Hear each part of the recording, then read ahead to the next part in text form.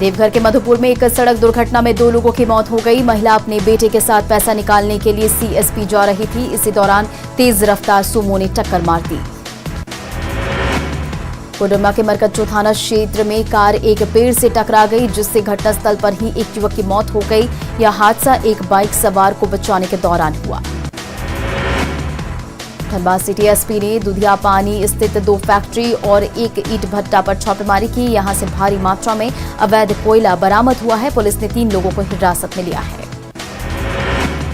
गुमला के चैनपुर में अपर शंख जलाशय परियोजना पर कार्य कर रहे संवेदक तासीम खान की साइट पर उग्रवादियों ने जमकर उत्पात मचाया है। 40 से 50 की संख्या में पहुंचे जेजेएमपी के हथियारबंद दस्ते ने वाहनों में जमकर तोड़फोड़ की।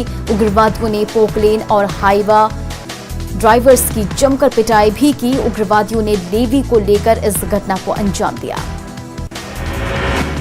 कोडरमा आरपीएफ ने गुप्त सूचना के आधार पर जनशताब्दी एक्सप्रेस से 3 युवकों को अंग्रेजी शराब के साथ गिरफ्तार किया है। पकड़े गए युवकों के पास से 2 झोला और 1 बैग भी भारी मात्रा में अंग्रेजी शराब बरामद की गई। पकड़े गए सभी युवक बिहार के पटना के हैं।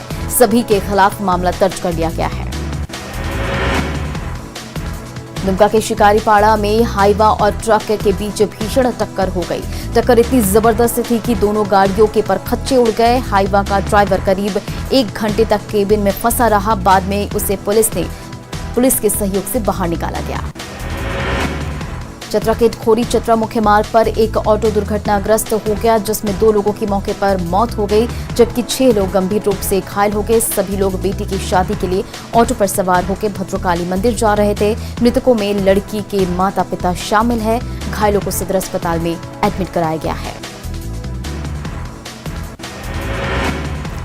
गुमला के जारी थाना क्षेत्र में धारदार हथियार से युवक की हत्या कर दी गई और शव को गांव के बंजर स्थित डैम में पत्थर बांधकर फेंक दिया गया।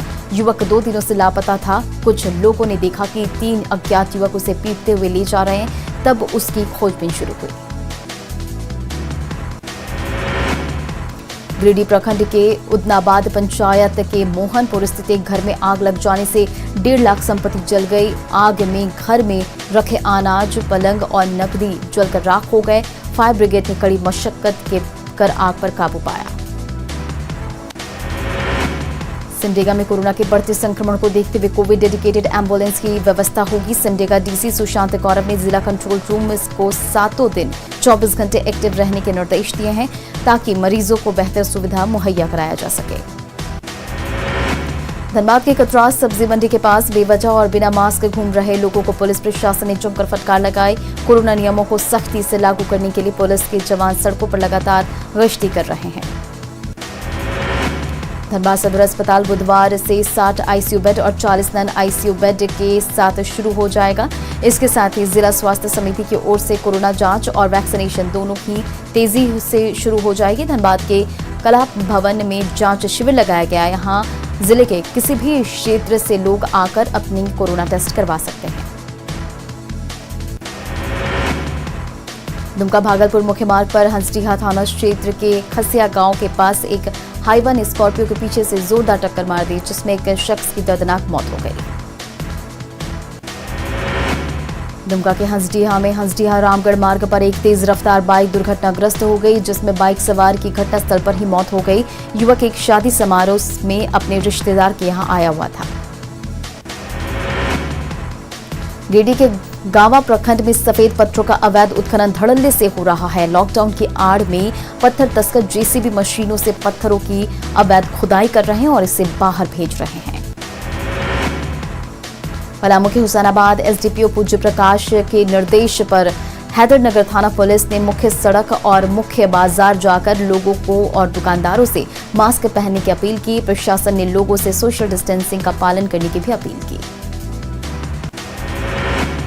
स्वास्थ्य सुरक्षा सप्ताह के 7वें दिन जमशेदपुर के साक्षी सब्जी मार्केट में लोगों की जबरदस्त भीड़ दिखी। लोगों ने ना मास्क पहन रखा था, ना ही सोशल डिस्टेंसिंग का ख्याल था।